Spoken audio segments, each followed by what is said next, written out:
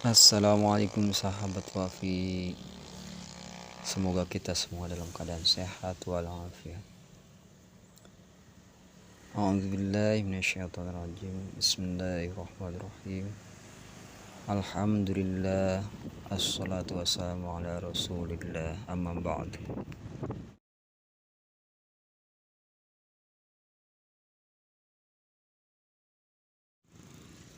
A'udzubillahi minasyaitonirrajim.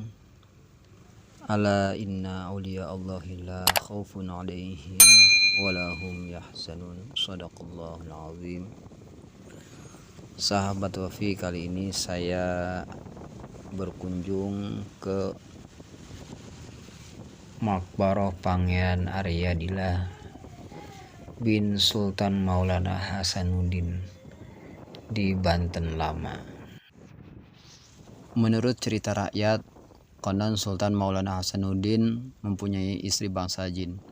Dari perkawinannya itu melahirkan seorang putra bernama Pangeran Arya Dila. Ceritanya pada suatu hari di istana Surasoan kedatangan seorang pemuda dekil. Penjaga istana melihat pemuda itu lalu mengusirnya. Tapi pemuda gembel itu melawan dan tidak mau pergi. Senopati Kerajaan Banten turun tangan untuk meringkus pemuda itu. Namun dia juga tidak mampu menghadapi pemuda tadi. Panglima perang itu lapor kepada Sultan Hasanuddin bahwa ada pemuda yang sakti mengamuk di luar. Dia menceritakan pemuda itu hitam, jelek, dan gondrong compang-camping. Setelah pemuda itu masuk, mereka berangkulan dan dijelaskan bahwa pemuda dekil itu putranya bernama Arya Dila. Penggawa istana terheran-heran. Arya Dila diangkat menjadi pangeran sekaligus menjadi panglima perang. Terdapat versi lain, Pangeran Arya Dila mengetahui dia putra seorang raja di Banten, akan tetapi dia tidak tahu siapa ayahnya. Dia kemudian bercerita kepada Hasanuddin. Setelah mendengar penuturan Pangeran Arya Dila, Hasanuddin meminta dirinya untuk membuktikan bahwa dirinya memang anak seorang raja Banten. Hasanuddin menyuruh Arya Dila untuk merontok seluruh daun beringin dari pohonnya tanpa tersisa sehelai pun. Arya Dila menyanggupi permintaan Hasanuddin, kemudian bertapa di pohon beringin yang akan dirontokkan seluruh daunnya itu. Dalam pertapaannya itu dia meminta bantuan kepada ibu dan kakeknya agar kesaktiannya bisa merontokkan seluruh daun pohon beringin itu bisa terbukti. Tidak lama kemudian, dengan kesaktian yang dimilikinya, pohon beringin itu ditiup oleh dirinya hingga seluruh daunnya rontok. Tidak ada daun yang rusak atau tertinggal di pohonnya walaupun hanya selembar. Setelah berhasil menjawab tantangan Hasanuddin, ia akhirnya diakui sebagai anak Raja Banten dan namanya menjadi Pangeran Arya Dila. Setelah dirinya diakui sebagai anak Raja Banten, Pangeran Arya Dila diberi tugas ayahnya untuk mengusir semua dedemit yang ada di sekitar keraton. Setelah itu dia pergi ke perairan Teluk Banten untuk melakukan tugas yang sama sehingga petilasannya sampai sekarang dikenal dengan sebutan Karanghantu atau Karanghantu. Karanghantu ini bersebelahan dengan Selat Sunda. Kemudian dibuat menjadi pelabuhan bernama Karanghantu. Pada zaman dahulu tempat ini menjadi pusat perdagangan Kerajaan Banten.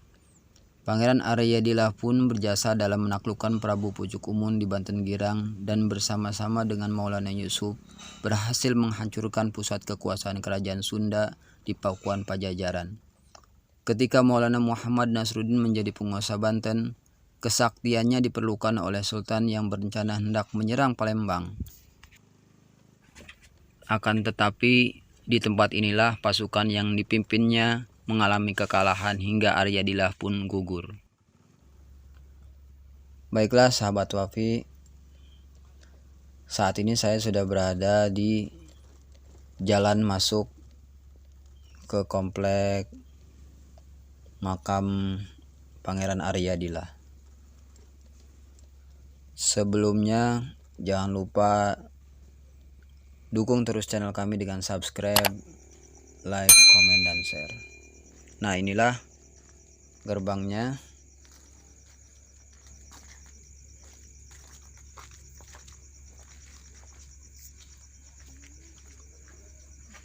Mari kita ikuti ke dalam.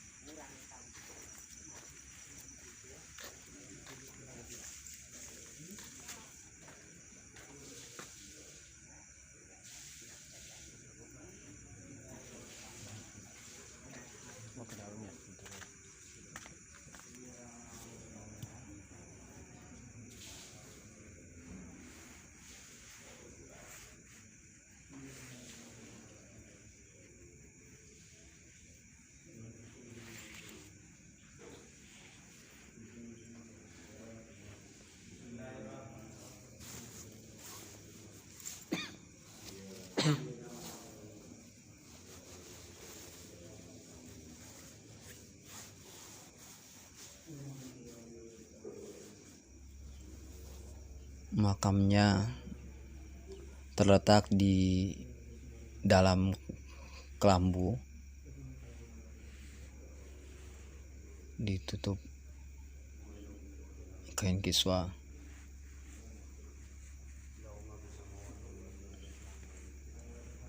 Saya belum tahu yang di luarnya ini makam siapa saja. Sebelumnya kain itu terlihat jarang atau kita bisa melihat makamnya, tapi sekarang tidak bisa.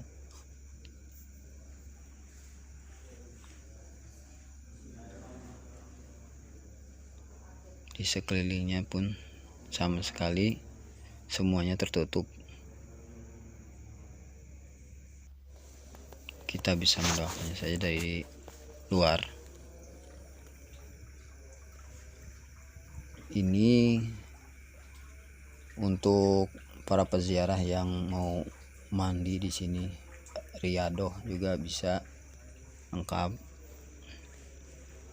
Entah ini sumur apa, ini sumur keramat atau wallah besar.